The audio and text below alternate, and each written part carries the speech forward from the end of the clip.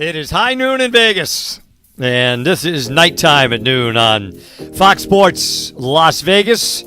Great to have you with us here. Dave Goucher and Ashali Vise with you here on the, what's the date, Ashley? 2nd of February, here in 2026 from our studios at City National Arena. Of course, available on all of our digital channels as well for the VGK. And this is breaking news, Ashley, okay? This is our last show before the Olympic break. No pressure. So, yeah, let's see how this goes here. Good, bad, or indifferent. This is the last one we're going to do for a while. And for the Golden Knights, we got a big show coming up. First off, Sherry Hudspeth's going to join us. She's been great here with the Golden Knights, and she's going to talk about WICFest that's coming up here this weekend here at City National, America First Center, and the Hilo Park arena as well. But Sherry's done a great job here, Director of Hockey Programs and Fan Development. She will be the highlight of the show. That'll be coming up in a little while. We're also going to talk some Olympics a little bit later on. That's around the corner. We mentioned this will be the last one of these shows before the Olympics. But first things first, and for the Golden Knights, just, having some issues right now winning games, and more issues last night, unfortunately, losing to Anaheim and their fifth straight setback and 7 of 8 now. I hate to make light of the situation. I just have to point out that today is Groundhog Day, literally. Oh, did the guy, the Puxatawny guy? Apparently it's 6 more weeks of winter. Oh, absolutely. But you can't be that. We live in Las Vegas, That's Dave. true. What has it been, like 71 degrees, no wind? I had to move out of the sun yesterday. It was too warm. Dave had to move from the pool to the chair next to him a couple of times. Put on some more sunscreen. Yeah. But it kind of has been the same thing that we've unfortunately been, having to talk about, quite honestly, running out of ways to talk about, just in the fashion of which the games are happening, getting down early. Sometimes it's been allowing goals in bunches, but then huge third period comebacks, goal within one, not once, but twice again last night. It's going to be an important last 2 games before break. Sometimes you think, for some teams, the break can't get here fast enough, but they can't really be thinking that way either, because, a bigger hole can be dug with a couple divisional matchups to finish up until break. I think you're right, Ashley. I think it runs both ways. I think the Golden Knights probably need a break, but they also need some good things to happen before that break, right? They've got 2 more home games left here.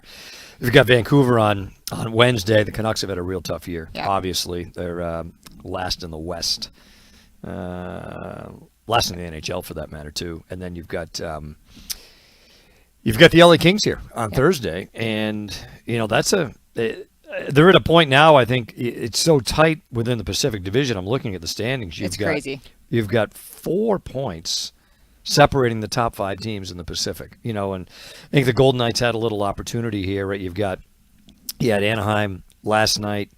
You had Seattle here on Saturday night. There was an opportunity to pull away a little bit, right? Create some separation. And to come away with nothing out of those 2 games, that was tough for them. So now Seattle, they win in regulation. They beat Vegas in regulation. They're within 3. Anaheim's within 3. So I think for the Golden Knights, you're right. I remember last year, the last game before the Four Nations was in Boston. And we weren't doing it on TV, you and I and Shane, because it was an ABC game of the week. I think it was on that Saturday. So you had left, and Shane had left early, rightly so. I stayed just because it was... Because Dave's a hard worker, and Shane and I are lazy as can be. We get where you're going with this. Or it was Boston. Yeah. And I go back to my old stomping grounds and watch that game against the Bruins. It was kind of weird for me in my old job. I don't know if I'd ever just kind of watched the Bruins game and not worked it, right, between that job and this job for a long time. But anyways, watched that game. And then all I had to do was get on the plane home, the charter back to Vegas. And the plane was half empty. Because, think about it, guys were going here, there, and everywhere, right? They're going to Cabo, Hawaii, they're going to Maui, they're going home, wherever they're going. And it was one of those trips where we hit these headwinds, and it wasn't turbulence. It wasn't one of these things, because that would have Shane wasn't on the flight, but it would have drove he and I crazy. But it was just flying right into headwinds. And it took us almost 7 hours to get back to Vegas. I mean, having made that particular flight, Boston to Vegas, a lot. Plenty of times. It's probably, you could do it in 5. If you're you'd be cooking pretty good. Going the other way, maybe even 4.5 with the tailwinds. 7 hours to get back, and I remember thinking, like, I could fly to Ireland I could fly to London. Should have. But yeah, should have. But anyway, played some links courses. Yes, had brush up on the game. Had some Guinness over there. The whole point being, the flight was half. Well, I guess depending on your perspective, half full or half empty. So, the Golden Knights have 2 games here, and they've got 9. Well, we'll see. It didn't look great for Jonas Rondbjerg last night, unfortunately, but theoretically they have 9 players and Bruce Cassidy, right, going over to Milan. But then you've got the other half of the team, I guess, that's going to kind of be doing their own thing. But I would you could figure the focus has got to be Wednesday and Thursday. They've got to find a way to try to get 4 points out of these games and start to feel better about their game and about their results here before they go wherever they're going here for the next few weeks. Well, you don't want to come out of the break feeling like you didn't correct that trend, right? Yeah, because right. It does. You wonder at this point if it becomes mental, right? Just the don't allow the first goal, don't allow the first goal. You wonder if that's something that runs through their head, going in to start a game. Obviously, no one ever wants to allow the first goal, but if it's becoming on the forefront of their mind, and if that's why we've seen that trend as much as we have here lately. The good news with the break is that you have all these injured players, and now there's almost a month or 3 weeks, whatever it is, for them to potentially hopefully get healthy. But then the other question is going to be, how do you handle coming out of the break with those top players who were playing? Let's say it's Canada and US in the gold medal game, which everyone would want, right? How do you handle having that many of your top guys who now are not rested? So anyways, all reasons that it would be nice to have some cushion after these games against Vancouver and LA. They're only going to have 25 games left once they resume their schedule, which for the Golden Knights will be, is it February 26th? 25th in LA, right? So their last game before the break is here against the Kings, and the first game after the break is in LA against the Kings. So people should come to these last 2 games, because there's not going to be another home game until I believe it's March 6th. Ashley. So these games on February 4th. You would know 5th. These things. You're into the details. It's a long road trip right out of break, so get your tickets, join us. Get your tickets now. Stop by the Bud Light Lounge. Stop by the Bud. Dave. Say hi to Shane. He loves to say hi to the people. He loves the people. You're exactly right. March 6th against Minnesota. That will be so after Wednesday. So it's a month. Ashley, you know what you're talking about. Sometimes. Sometimes. Let's not set the precedent too high. You and me both. So the Golden Knights, as we said, right now they've had 5 in a row, 7 of 8 going the wrong direction. You touched on it a little bit, Ashley, but it's. Look, it is the reality for this group is they've had trouble at the beginning of games. Not all, I think there's a little bit of a misnomer. Like, not all season. They're not that far away from winning 7 in a row, right? I mean, this run here of losing 7 of 8 is on the heels of winning 7 straight, where they came back in a few of those games, but for a lot of those games they kind of led throughout. And a lot of 1-goal games too, which you have to keep in mind. Sometimes those 1-goal games hurt even worse, but they have more 1-goal games than any team in the league aside from the LA Kings. That's the only other team that has as many 1-goal games. So it's coming down to the wire. Yeah, and I just think there are times where you burn so much energy, right, trying to come back in these games. I thought about it last night after watching the end of the game against Anaheim. So in this run here of 7 of 8 going in the wrong direction, they've only had the lead in 2 of those 8 games. And that's, the late, great Tommy McVie. I had Tommy as a head coach. He was in Providence my 3rd year, back in the olden times. You probably weren't alive yet, Ashley. It's fine. And just a iconic figure in the game. And he was the head coach for 1 year when I was in Providence. And he said, catch-up hockey is losing hockey. And it's just hard. So if you think about on this stretch, they led the game in Toronto throughout, never trailed. They had the lead after the first period in Montreal, and then eventually lost in overtime in that game. Those are the only 2 out of the last 8 where they've played with the lead. And most teams are much different teams when they play with the lead, and they can kind of keep their foot on the gas and then let the other team come back at them and exert all that energy. But, for the Golden Knights, it hasn't been It hasn't been the case. Chasing games.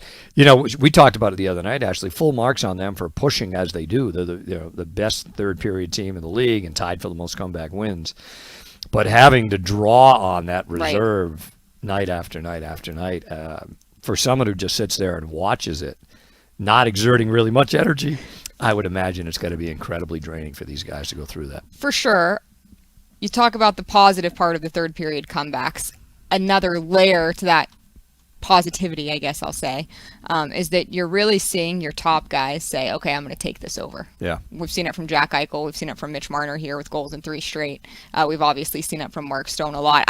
Especially in these last 2 games in particular. You know, that game against Seattle, it seems like Jack Eichel said, okay, enough's enough. Looked like he said it literally to the bench. And then we certainly saw it in his play after he took that hit in the second period. But that's something that you're seeing. The fire is there. The desire is there. Your superstar players have the ability to come through in those big moments. It's just coming up just short. But you know, the good news is that you're seeing that it's possible. And you got a guy, you know, like Keegan Colasar, for example. Good to see that the scoring depth is still there, you know, on the same token. And then, again, you just hope that after the Olympic break, you have, you know, more of your team. You talked about it on the broadcast the other night. They haven't seen their full team yet. No, you know, if it wasn't sad, it wouldn't be a joke, but they've had their opening night lineup for opening night only. That's it, right? Hannafin got hurt in the overtime of that game. He missed 10, and then that kind of started the run, right? Of, you know, Hill getting hurt, Stone getting hurt, Carlson getting hurt. You can go right on down the line. It's not unique to them. You know, if you look at, you know, we'll get into the Stadium Series game yesterday a little bit later. That was crazy between Boston and Tampa. But, you know, Victor Hedman had missed 2 months, right? I mean, he's been one of the best defensemen in the league for 15 plus years. So they've been hammered with injuries. You know, there's so many teams that have been, you know, just decimated with key guys. But, you know, we focus on the Golden Knights, and right now they've got 6 guys out. And they're hoping to get most of them back after the Olympics. So, you know, Braden McNabb, who's never out, and he's been out here for a little while. Howden, Sissons, Carlson, not sure. You know, Bruce Cassidy kind of alluded. He said, I know Bruce phrased it. Be a bit. And he had already missed a lot of bit, and I think he's going to miss a bit more.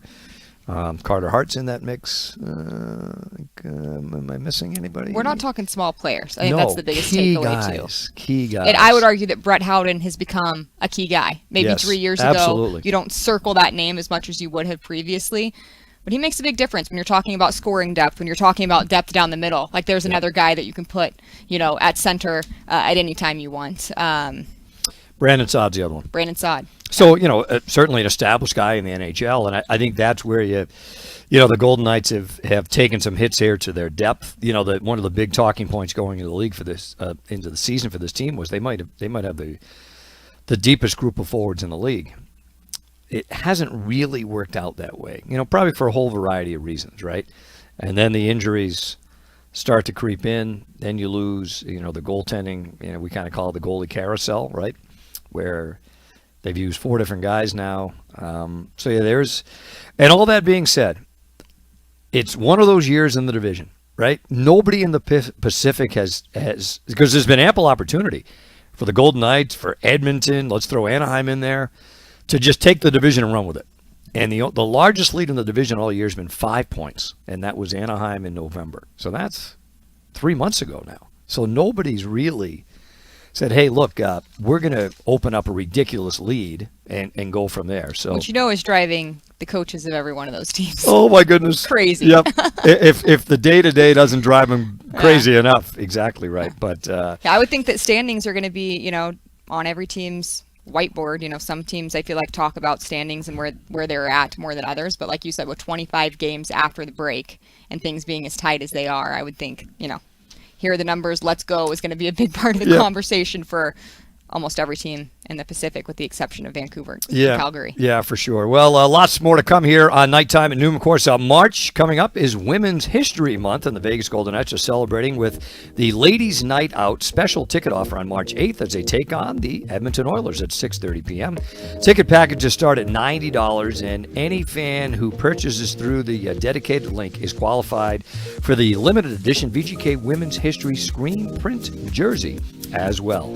Visit VegasGoldenKnights.com today to access the special offer or learn more about this special night and more information on VegasGoldenKnights.com. Said Dave and Ashley with you at Nighttime at Noon. We're going to hear from what Bruce Cassidy had to say after the loss last night in Anaheim, and said lots more to come. Golden Knights, 2 more games before the break. You get the Olympics. We'll get into that. Of course, the Stadium Series game was crazy yesterday as well. All that still to come on Fox Sports Las Vegas.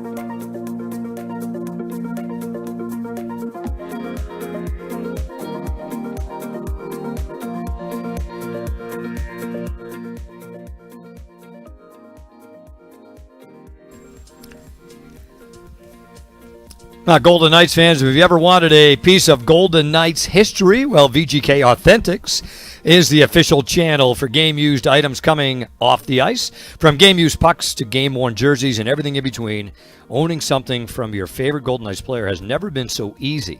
Stop by VGK Authentics at VegasTeamStore.com, at the Arsenal at City National Arena, or at the VGK Authentics kiosk behind Section 10 at T-Mobile Arena during every Golden Knights home game. Dave Goucher, Ashali Vise with you here on Monday. What's going, Ashley? You got. I I got can a see smile on my face. I can see the those hamster going listening around on the wheel. radio. Yeah, those listening on the radio Yes. can't see that face, thankfully. Yeah. But we have a nice little question here from What? ISU Sammy on YouTube. Yes. It says, so when I see Dave and Shane in the Bud Light Lounge before games, I'm supposed to say hi? I always avoid them, which is not a bad idea. I avoid them too when I can. Yeah. Yeah. Please don't say that. But also debating saying hi to George when he's standing there at the top of the section. George is probably a bit more busy than Dave and Shane. Yeah. But I say go right over to Dave and Absolutely, Shane. especially Shane. Bother them as much Shane as you loves can. the people. He loves to say hi to strangers. No, anytime, anywhere. Yeah, absolutely. Just do it nicely, because there was a time Dave didn't quite get a drink thrown on him. It was not an angry fan. However, he was calling a game. Yes. And just as we were coming out of commercial break, I hear some commotion in my ear because something had spilled on Dave. I think like a whiskey and Coke from the section above. You are correct, my friend. Yeah, so, well, the backstory would be I'm not a brown liquor drinker. Like, it means bad things for myself and for all concerned. So I stay away from it for those reasons. So you're exactly right. We're coming out of a break, and I'm talking to Shane about whatever we're talking about. And I just, so you know our perch there, obviously. And you don't see it coming because we're right below the kind of the overhang for the balcony. So I just hear and see this big plunk on our desk and a splash. And it takes you a second to kind of be like, what's going on here? And I had on my right arm on my suit coat just covered with like a whiskey and Coke or whatever it was. And I think it was in the second period, so for the whole half of the game, someone who can't stand whiskey I could have just sniffed my own sleeve to get a little. True professional. Yeah. The things that Dave Goucher battles through. Yeah, it's not the struggle's real, Ashley. So as long as we're not going to have any drinks tossed our way, if you'd like to buy us, no, we have get us a What the Puck. Shane and I have our own What the Puck. That right? is true. From our great friends at Big Dogs. Yes. But yeah, come by anytime.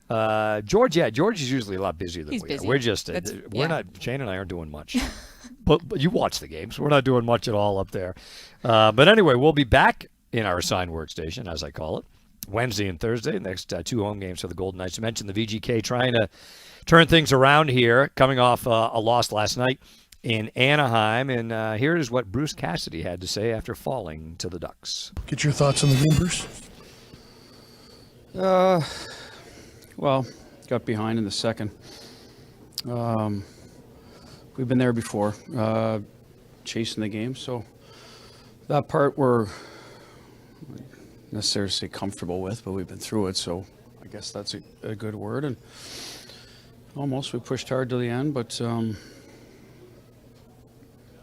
just not, a little bit short at the end. That's it. What happened in the second? Well, they got a goal from distance. We had a bad forecheck where we lost our third guy, so they got a chance off the rush, but they were off net. They were off net, a few of them. And then they got it fortunate I shouldn't say fortunate. We've seen that lately against us, probably three of them, but they are a little bit fortunate when you knock it out of the air that high and they find their way in. And then they got a power play goal that, in hindsight, that's the one that hurt us. That should have never went in the net. It's a short side goal that, our kill is designed. We try to help with the, de-block the far side, and that's the save. We needed that at the end of the day if we were going to get points tonight, by the looks of it at the end of the day. How critical is it? You have 2 days off now before your next game. It's been 4 and 6 here with travel. Well, we're off tomorrow. That's a scheduled day, and Tuesday we'll reconvene. We're down some bodies, but we play Wednesday, Thursday, and then we're off for a long stretch. Not everybody. We've got a lot of guys going to Milan, but they'll get some rest after that. So we'll see what we need to do Tuesday, Gary. There'll be people on the ice. We'll just see if it's a full group. Do you find it a bit different playing this Ducks team? They had not been very good for a long, long time. They seem to turn a little bit of a corner this year, at least so far. Well, I got to be honest. I don't know if we've won here since I've been here. Someone have to check that. But we've had a tough time in this building. So that part of it for us. But yes, they've like some other teams in the league, and in the Pacific, there's some teams that have gone through that. And you're seeing San Jose, starting to turn a corner. Anaheim. So they've done a good job with the sort of, I don't know, rebuild, retool. They're using different names, but they're taking steps. So that's what I see out of them. Yesterday you talked about the lack of competitiveness in front of the net and the first goal. Is it something you're continuing to work on? Yeah, the first goal we could have done a better job. I mean, it went in off a skate. So that's 2 tonight that they basically didn't shoot in the net. So we've had our share of those lately, but I don't think we played the rush very well in terms, we drifted to the far post instead of staying in the middle of the right D, in the middle of the, and maybe we prevent that, maybe we don't, because it did hit a skate. But yes, it was one more that been happened recently. After that, we were pretty good. We did not give up much tonight. I don't know if there was a 3-on-2 chance that stayed to the outside. Both power play opportunities they had were outside the dot shots. I thought we defended really well in the interior of the ice in terms of what we gave up, and 3 still managed to get into the net. So that seems to be a bit of our challenge right now. It's always 3 against. We need 4 goals a night to get points, and tonight we were 1 short. Pardon me? Do you have an update on Jonas? No, I don't. It didn't look good, and the Olympics are right around the corner, so that's going to be a tough one if it's of any length. But I don't know if it's going to be of any length. I hope not, for his sake, because he's a great kid and an opportunity to represent his country. So hopefully it's short term. So that is Bruce Cassidy after the game last night, and you could, if you're watching on our digital channels or you listening on the radio, you could hear some of the frustration in his voice, and understandably so. A couple of things that jumped out to me, Ashley. You said that, we didn't give up much tonight. The Golden Knights gave up 23 shots in that game last night, and they've only given up more than 30 shots in a game twice since Christmas. One of those was Colorado, no shame in that, when they came in here and came back a couple of times to beat the Golden Knights. And, their team save percentage, we were just chatting, it's 29th? There might be some ties in here 29th in the somewhere, league? Yeah. but if you, yes. But it is Or team. Yes, it's team save percentage. It Save is percentage. 875.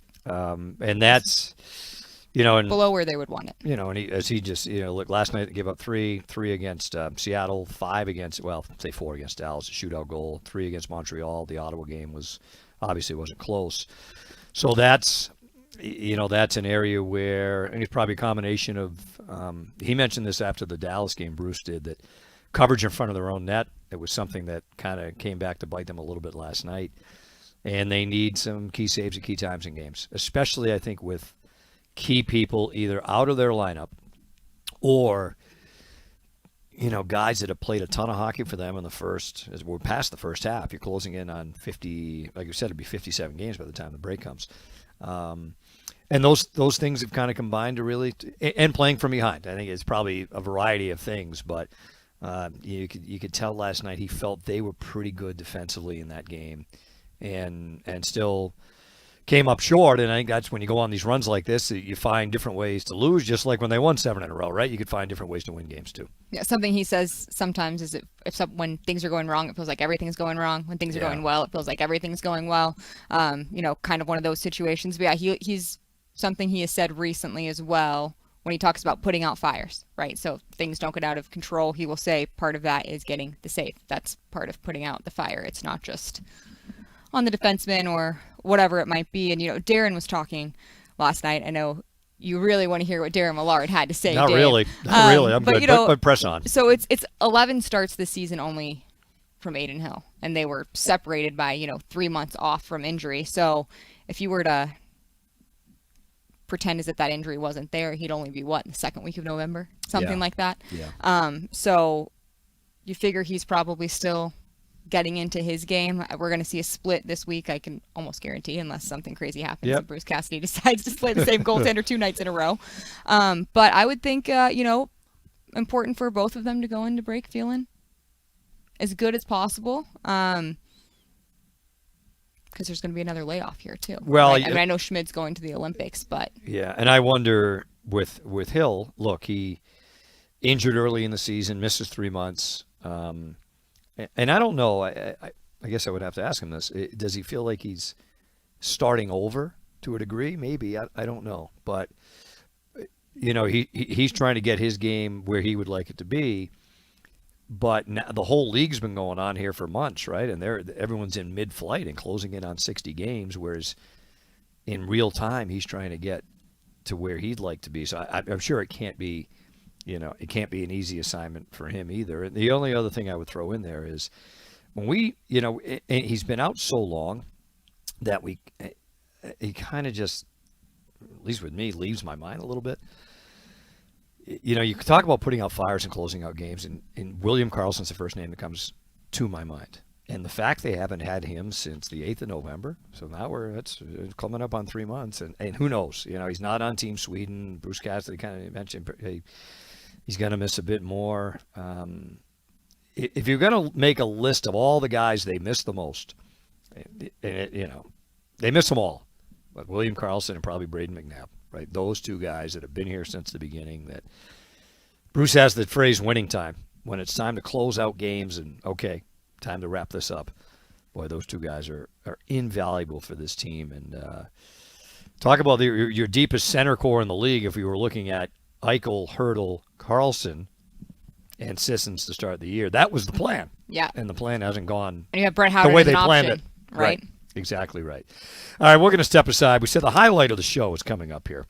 Sherry Hudspeth, who does great work here with the Golden Knights, he's going to talk to us about the first ever Wick Fest coming here to the Vegas Valley this weekend. And Sherry will join us after we step aside on Fox Sports Las Vegas.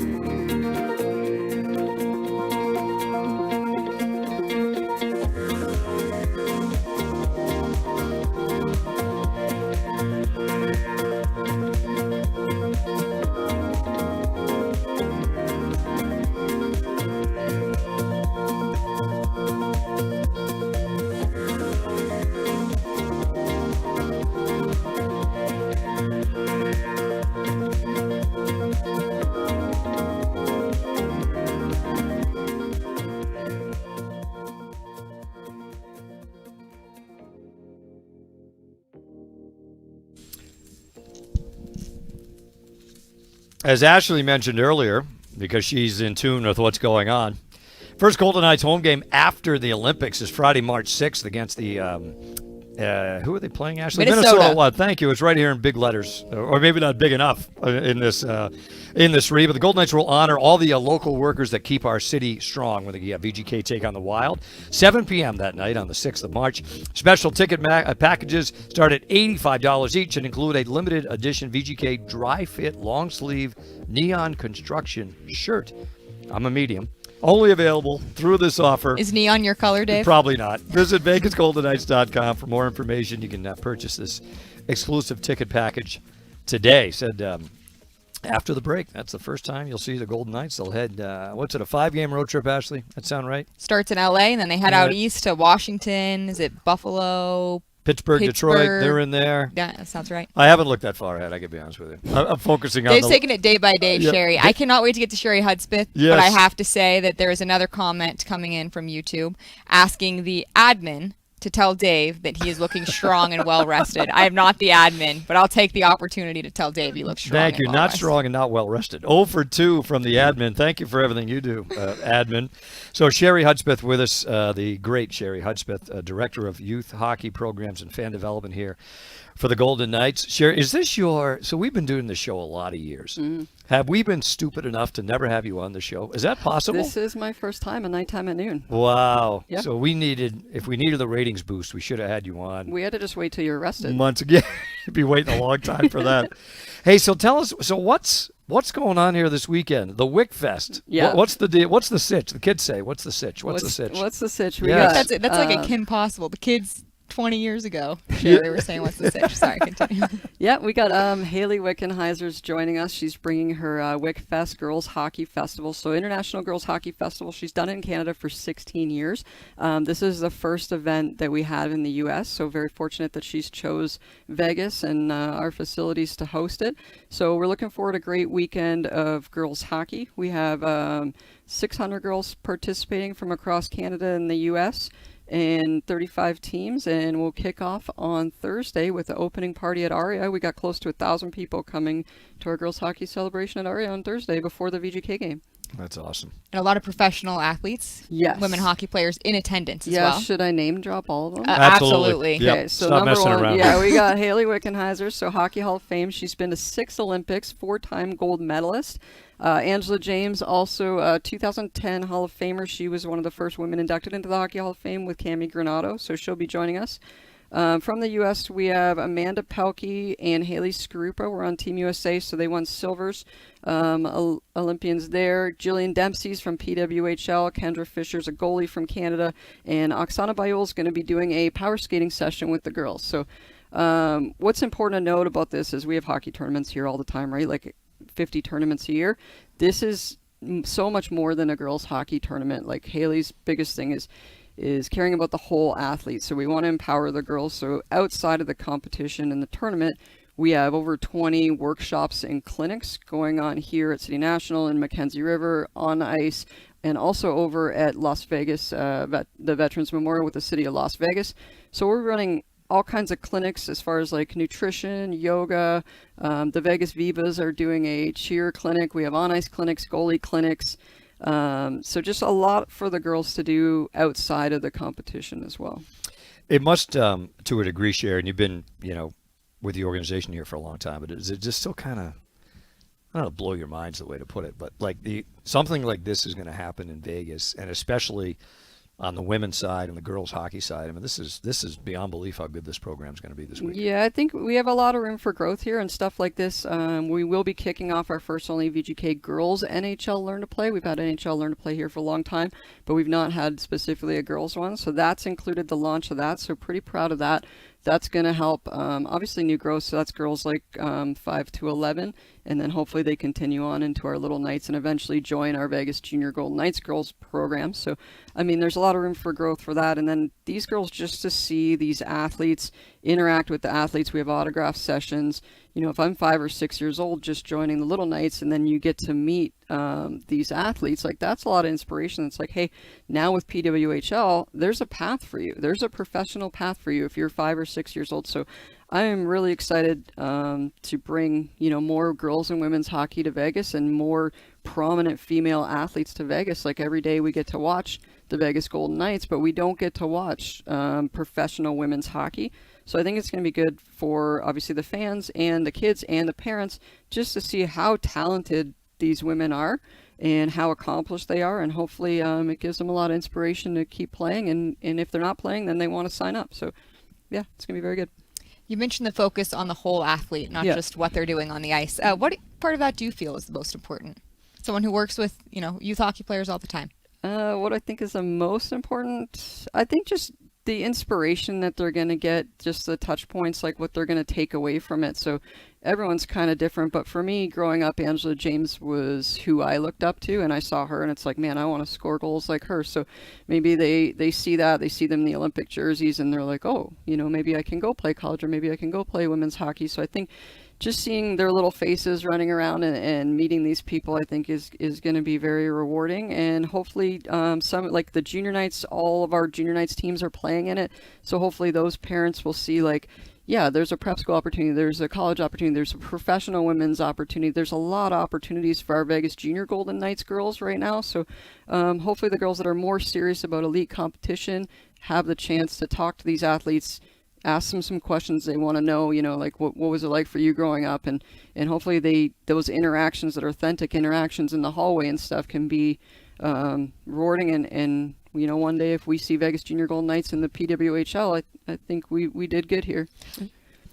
It's your 5th season, is that correct? You and I started at the same time 2021 here I with got the here, Golden Knights. Yeah. Special year, you and I. I can't believe you're both still here. But We were here for the good year, 2023. Exactly. That's right. How much have you seen it grow in the 5 years? Yeah, an incredible amount. When I first got here in 2021, there was only a 12U girls team, and we had a 10U development team. Now, Gordy Mark, he's won a national championship with the 14U. So we have, in a very short time, a girls' national championship. So that speaks to how well the Vegas Junior Golden Knights coaches are doing developing our girls. Everyone that's involved in the Learn to Play Little Knights, the whole process, getting them to that point to junior Knights to win a national championship. And the parents, you got to shout out them and thank them for driving all over the country. We don't have teams here to play. Like, we're not a Boston or Minnesota or Toronto. They have to fly to Chicago, Calgary, Nashville. Every single weekend they have to fly. So shout out to the parents that are footing those bills. It's very expensive to be a hockey player in Vegas. So we've seen it grow. And now with the girls Learn to Play, that's just another step that's like more growth. And then, John's mentioned it, that hopefully one day we can have a PWHL either team or a game here. I think that'd be very, very cool to have PWHL Vegas as part of their expansion. So there's a lot of room for growth. UNLV, we don't yet have women's college hockey here. We don't have women's high school hockey here yet. So there's a tremendous amount of room for growth here in Nevada still. Last one for you, Sherry. Yep. We should mention Jamie Hirsch, our colleague, right? Does Yep. a lot of PWHL She's involved work. with this. Yeah, she'll be doing a broadcast session here in Studio 31. Oh, gee, I can't wait for that. That'll be so be if terrific. you want to learn, that's a good point though. Yeah. Like, just outside of hockey, like if you're not going to be a hockey player, you can work in sports, right? So that's another thing that we want to highlight with Jamie is what are some of these pathways, where you can work in marketing or sponsorship or broadcasting, and you can still work in hockey even though you didn't actually play hockey. So it's just another point for Jamie. Yeah. Last one for you. You mentioned Haley's won the gold medal 4 times at the Olympics. The Olympics are around the corner. Yeah. You'll be pretty glued in for the hockey, men and women's, coming up Yeah, here? tough. So, Time change. I and all just that. got my citizenship, so I'm dual citizen. I'm born Canadian. So for Canada, I'm cheering for the men's team, and then for the women, I'm cheering for the U.S. Olympic team. The U.S. Olympic team has done a lot for us here in Vegas. We've had Megan Keller come here. We've had the rivalry series. So I want to support a lot of my buddies. My college roommate is the assistant coach of the USA women's team. So I want to support my buddies. And then also Carolyn Harvey, Layla Edwards were here for the Bauer Empowered program the last 2 years. Megan Keller did our Bauer Empowered program also the year before that. So I want to support those who support us. And just good. I was going to ask what Sherry was going to owe Dave and me if the U.S. women beat the Canadian women, but we're all on the same team here. sounds Great like news, she's got Sherry. split I'm trying to allegiances. stay, Great news, trying Sherry. to stay neutral for She's everyone. riding so- riding the old fence. you know? Yeah. Hey, Sherry, thanks for this. Thank you for having us. Your inaugural visit here on Nighttime. And don't be a stranger. You know where to find us. If you want to come on again, talk to Ashley. Take my seat anytime. Yeah, there you go. Thank you, guys. Anyway, Sherry Hudspeth joining us here. A great event coming up this weekend, the first ever WICFest. First time it's going to be taking place here in the U.S., and it'll be right here in the Valley. We have lots more to come. The Stadium Series game, the Olympics coming up. Netflix has a brand new documentary on Team USA from 1980. I watched it last night. It's unbelievable. Ashley wasn't born. We'll talk about all that and more on Fox Sports Las Vegas.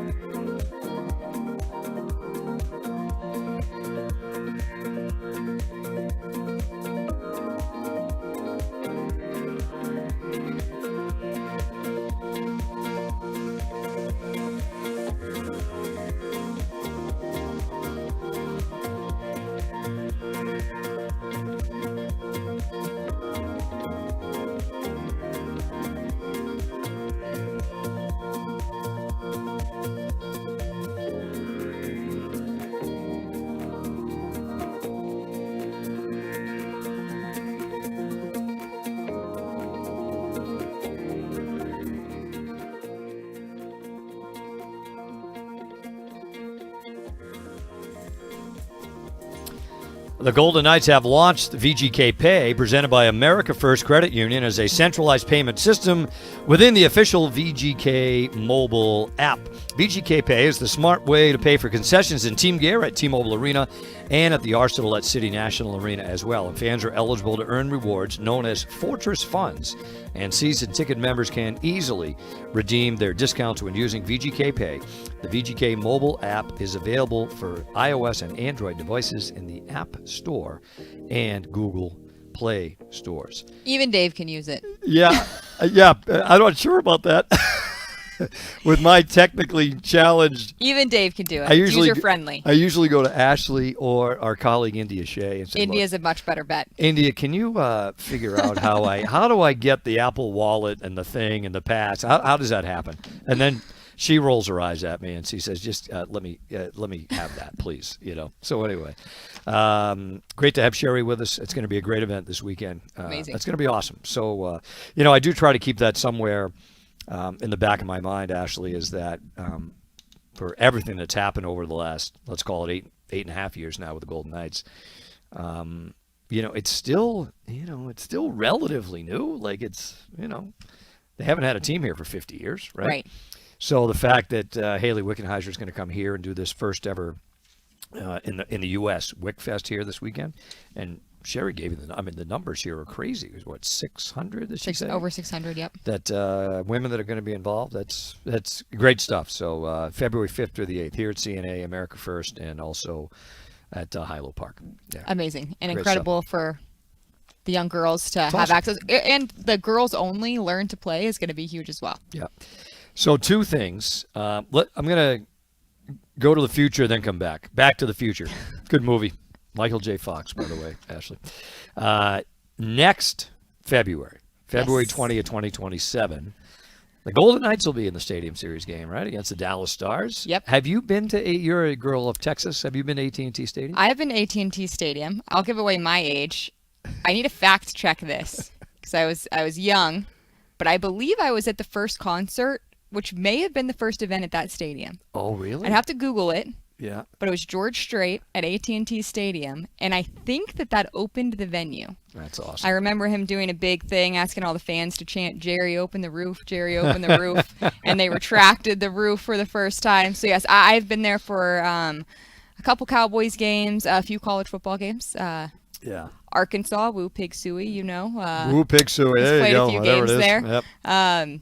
But it's hard to even imagine a hockey game there. So really, really, really Yeah. looking forward to So it. that's awesome. So the Golden Knights will be their third go-around outdoors, right? They had the game in Tahoe a few years ago, then the Winter Classic just over a year ago in Seattle at T-Mobile Park.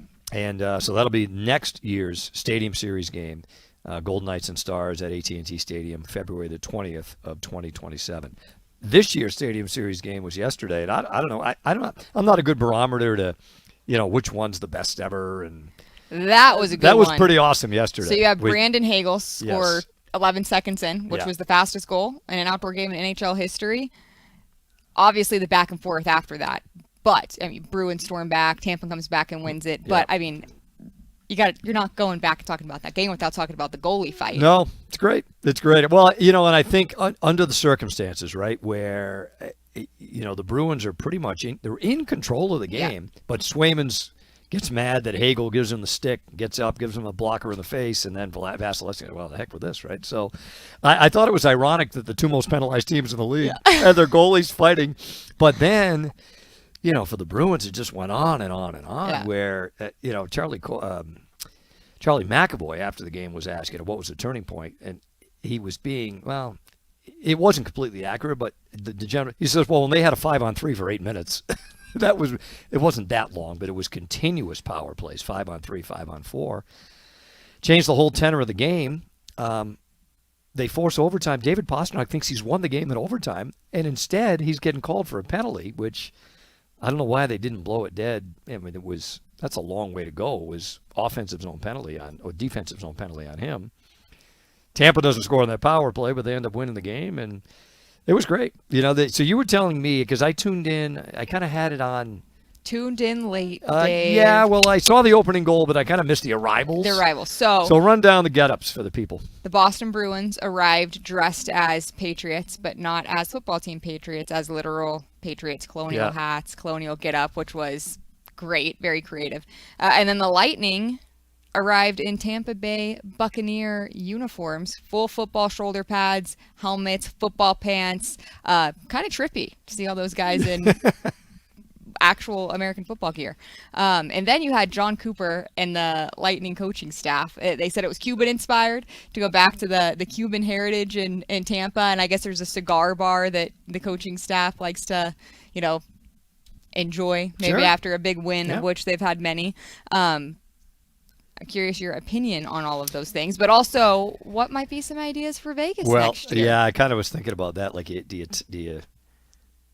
you try to dip into the Rat Pack thing or something involving Elvis? Like, didn't the Golden Knights They arrived as Elvis, and, all Elvis uniforms for the Winter Classic Winter in Classic. Seattle. I Yeah. guess I'm wondering more like, well, the other thing I thought of with Cooper and the staff, and I would guess there were heaters behind the bench. But It was had to be cold. It was 35 degrees by the end of it. there. Yeah. And Cooper's got the buttons halfway down the gold chains. So I thought it was great. Could you imagine the locker room pep talk or lack thereof? I don't know, whatever was happening after the first period of that game, and he's dressed like that. That's gotta be.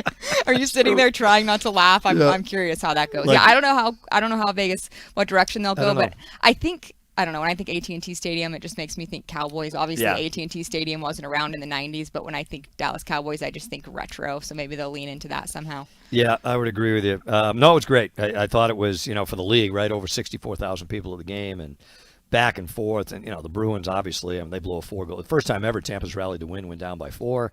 But, what a spectacle. What a spectacle yesterday. Real quick, I was telling you, so Netflix, I can hear Shane's eyes rolling back in his head right now. But Netflix just released a fantastic documentary on Team USA from 1980. I watched the first half of it after our game Saturday. I watched the second half after our game last night. And I know you were not on the earth, but for basically the pinnacle moment in American sports. Yeah. So well done by the people at Netflix, and I would encourage anybody. They have like some 16 millimeter film. I was saying to you that's kind of my team. Talk about I was 10 years old, and I know that I could numerically give you that roster if I thought about it a little bit pretty easily. And to see these guys all these years later, and they're bonded forever now. And you always wonder, like, all right, when do the whole team was out here, the surviving members of the team, right before COVID. The Golden Knights celebrated the 40th anniversary of the Miracle on Ice in February of 2020. And it was a fantastic event. Al Michaels was here. It was, for me, I was back to being 10. But if you get the opportunity and you want to, because hockey in this country exploded after that team did what they did in 1980. So if you get yourself a little time, I know you're busy. Jameson keeps you busy. I understand that. It's on my list tonight. Set a little It's time been on aside. my list. I haven't gotten between the Golden Knights schedule Yes. and the baby schedule. I haven't quite gotten around to it yet, but it's on my list. I've heard great things, and now you're just reinforcing. So I'll definitely watch it before the Olympics begin. Perfect. One of those two schedules will get lighter here. Sorry about the other one. Yeah, exactly. The team might The other not one's- play, but you still might not sleep. It's The other fine. one's the best. So there you go. Well, again, we thank Sherry, and this has been Dave and Ashley. Have a great Monday. Signing off on Fox Sports Las Vegas.